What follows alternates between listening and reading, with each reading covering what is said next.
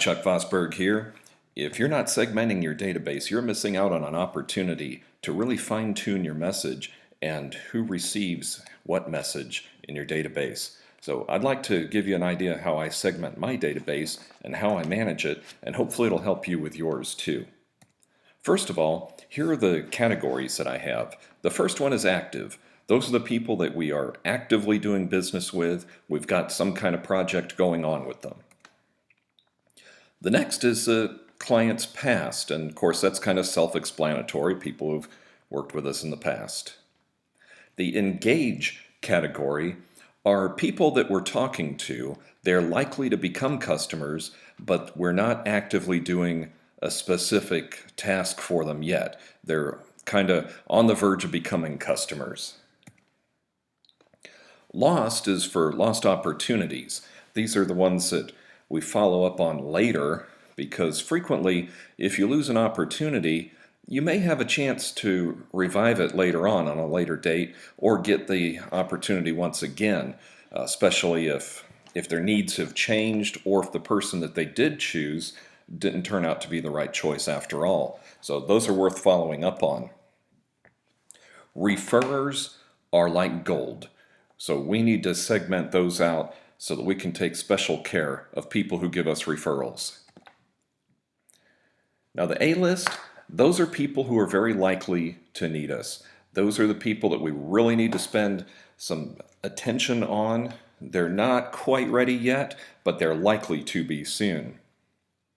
And the B-list is a little bit down. Those are people who are also likely to become customers, but it's not going to be real soon. So they may be a little bit down the road, or they may need a little bit of extra work, but they're definitely worth keeping an eye on. The C-list, those are people who they're leads, but whether or not they become customers, we don't really know, but they're definitely worth pursuing. Family, well, that's self-explanatory, family members. Friends, again, self-explanatory. Those people get a different message than regular clients and prospects. And then we have some actual events that we do, like we do a big cookout here at the house, and there are certain people that are going to be invited to that. Now, many of those people are also on these other lists, obviously family and friends, but also people that have referred to us and past clients, and maybe certain people off of the A list. So invitations is for the events that we do. Well, Pat and I are both avid photographers, so there's a photography list, and people who we know through photography. Press, well, that's the media, the news media. Those are the people that we contact when we have something that's newsworthy and want to get published. Networking is for the networking groups that we belong to. We belong to one networking group in particular, so it's helpful to us if we segment those people out so we could send a message that's specifically to the people that we know from our networking group. Vendors, those are all the people that we use to do business with us that we need in order to produce what we need to do.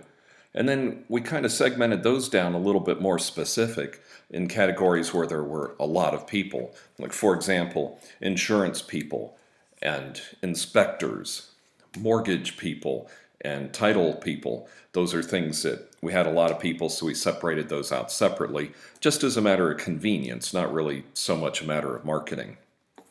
And then finally, we do a charity event every year, and we have our volunteers for that separated out, because that's an important group of people when we do our event every year. Now let's take a look at how we can take advantage of this database segmentation.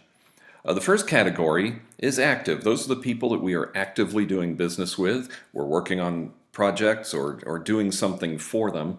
Those people need constant communication, and that's one thing we really pride ourselves on is constantly communicating with people. So I put those people down. They have to be at least weekly and then some.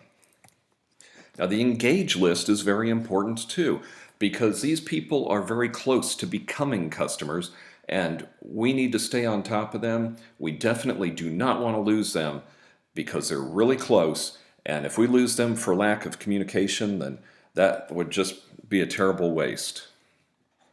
So they need to be contacted weekly.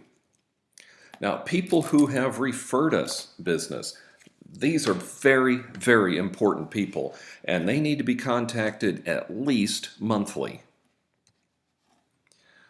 The A list, those are people who are likely to become customers, but you're not really actively engaged with them yet. Those people need to be contacted at least monthly. As do the B list. Now, the message might be slightly different between these two lists because one of them is very likely to become a customer. The other one is likely to become a customer, but maybe in the future. So you may adjust the message for those, and that's why we segment them out separately. The C list is a unique category as well, and they need to be contacted monthly also, but their needs are going to be down the road. So we don't really know for sure if they're going to make it all the way through to being a client, but we need to stay on top of them because they are good, solid leads nonetheless. Now, it's also important not to ignore your friends because your friends can also move up to being on one of these lists. And hopefully your friends are also on the referrer list. So those people need to be contacted at least monthly. Now, the lost opportunities, those are ones that you need to contact every 2 to 3 months. Those are the ones where you just lost out. They chose somebody else, and if you kind of stay in contact with them just in a very light way, that way you just stay on their radar screen, be available to help them if they need it, and sometimes they do end up needing your help. Now the other categories, the invitations, of course, that's an as-needed basis. So is the photography list. The press list, we try to do press releases regularly. Our goal is to do them once a month. To be honest with you, we haven't been doing them that often, but whenever there's something that we think is newsworthy, like earning a new certification, or if we've got a really prestigious award or something like that, or a listing that's very unique, we always send that out to the news media in hopes that they'll pick it up.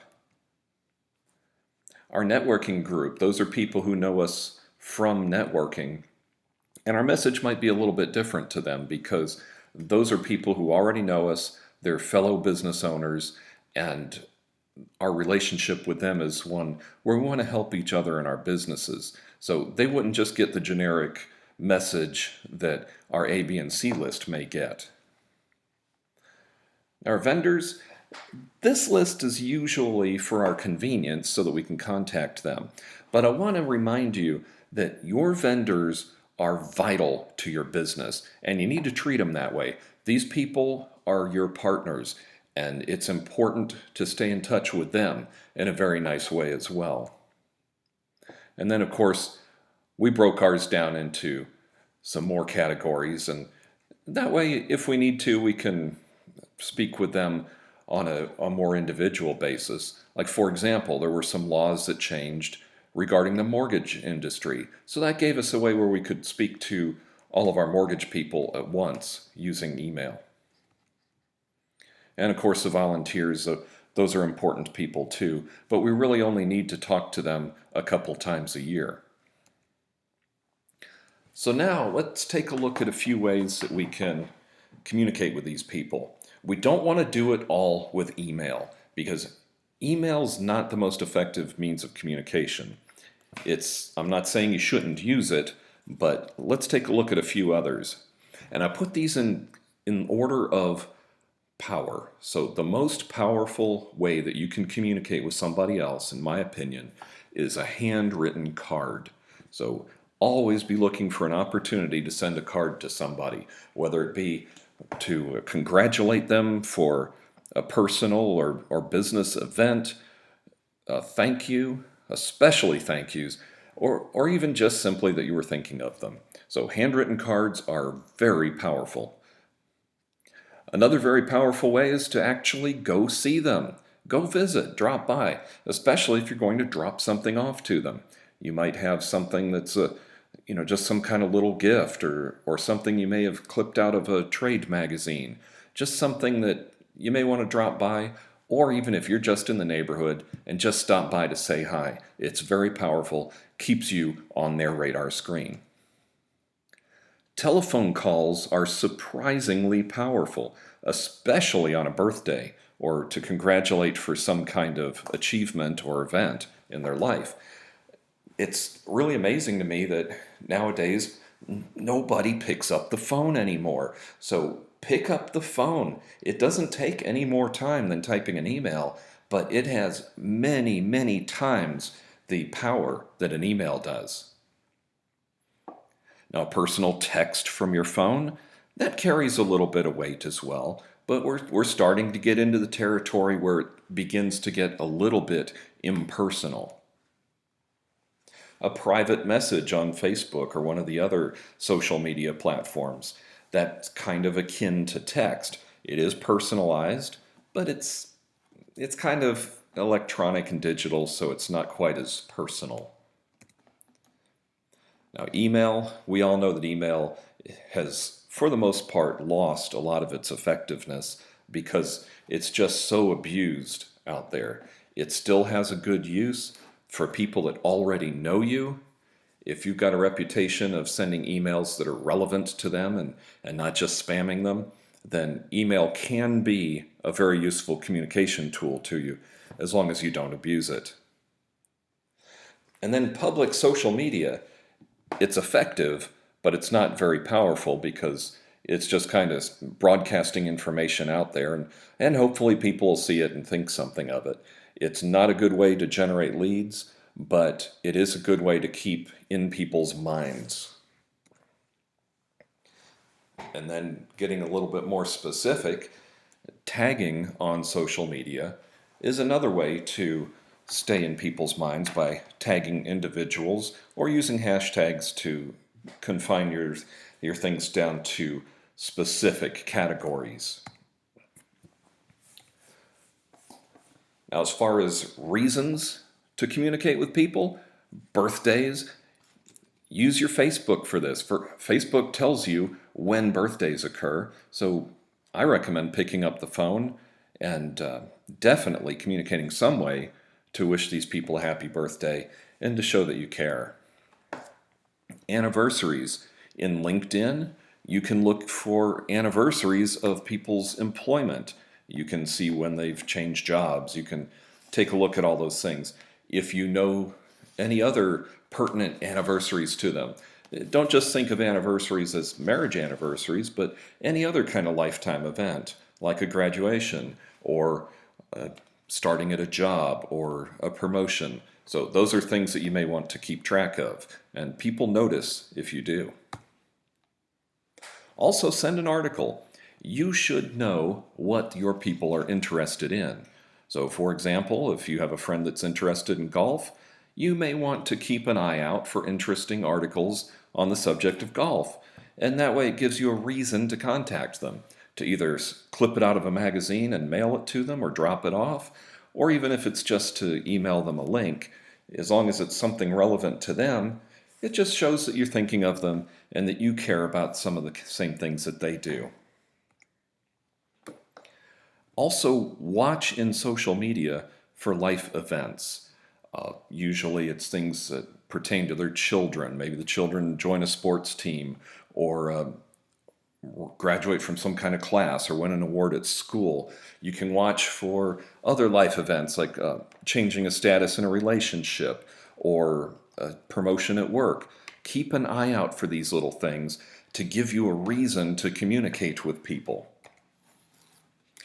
If you don't have a good reason, you don't need one. You can simply contact someone to just say that they came to mind today and that you hope they're doing well. People really appreciate this, and it's not cheesy if you really mean it. And also, and this one's really powerful, is if you think of people that you know who could benefit from knowing each other, then connect those people. They will really appreciate it because everybody's looking for folks that they can do business with and associate with that are trustable. So your personal recommendation of another friend is very powerful, and that'll give them a good connection. So look for people who could benefit from knowing each other that you know. And above all, it has to be sincere. If you're doing any of this for your own personal benefit, you're doing it for the wrong reason. You're going to benefit if you benefit others. And it's a cliche, but it's really the truth. It's something that has proven itself to me over and over again. If you sincerely care about the well being of other people, you will be rewarded for it in business.